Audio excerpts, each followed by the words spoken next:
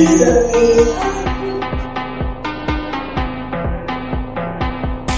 morning, Mom. I'm glad you're here. May I give me a seat?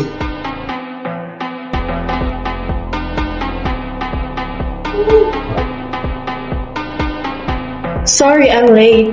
It's alright, Mom. The most important is you are here today. Oh, stop it, Carl. Stop this nonsense. I am here to negotiate. I know, Mom. First, may I offer you some coffee? Here's your coffee, Mom. Don't waste my time. Let's get straight to the point. My assistant told me that your business rise up from 85% from the last year 62%. Is that right? Yes, Mom. My cockfighting business. Sila ba yung sinasabi mo may-ari ng sabong? Ay, oo nga. At saka alam mo, halos daang-daang manok ang namamatay dahil sa kanila. Uy, inaan niyo lang yung boses mo. Baka marinig kayo.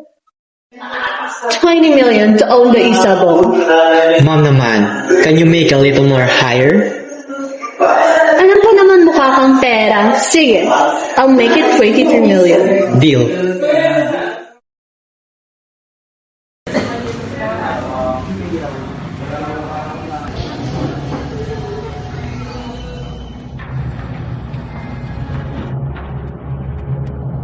Excuse me, sorry for interruption. Ikaw po ba yung may-ari ng isabong?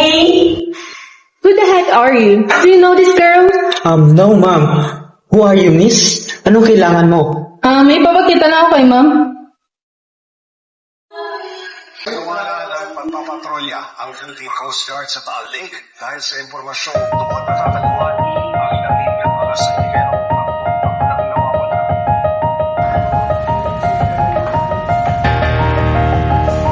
Si Mika! Sino ka ba? Ano bang gusto mo? Gusto ko malaman ng boss mo at ng buong mundo kung ano epekto ng kinaaliwan ng sabong sa mga manok. I don't care sa mga manok na yan. Ang mahalaga sa akin ay pera. Pera? Ha?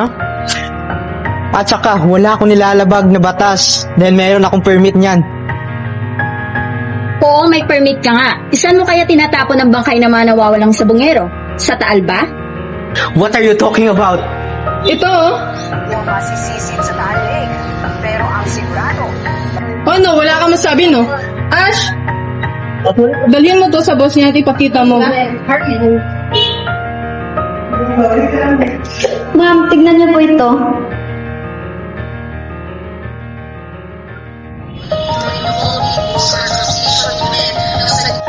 Oh my god, this is unacceptable. This is a crime and I don't want to involve in this.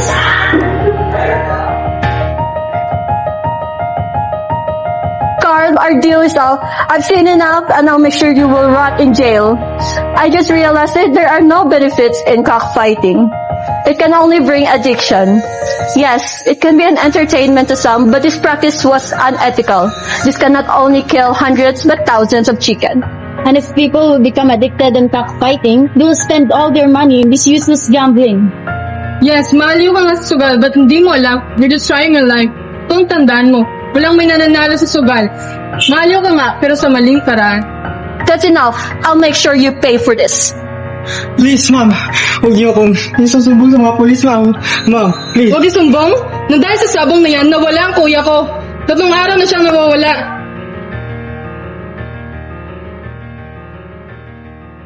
Ako din, 1 linggo nang nawawala ang tatay ko dahil sa sabong na yan.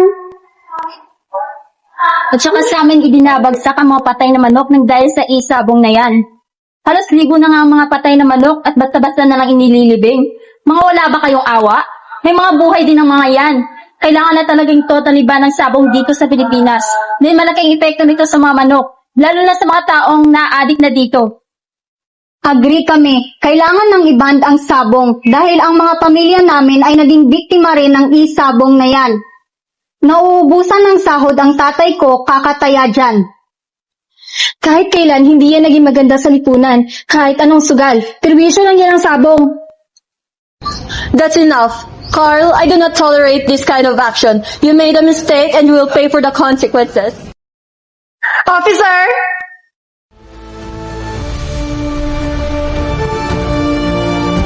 You are under arrest, Mr. Carl.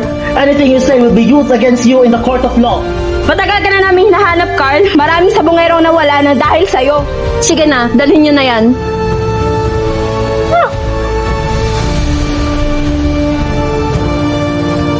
Thank you talaga, ma'am, ha, dahil napagulong ng may-ari na Gisabog.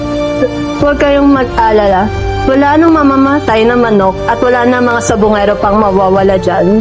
Labanan natin ang mali at ipaglaban natin ang tama.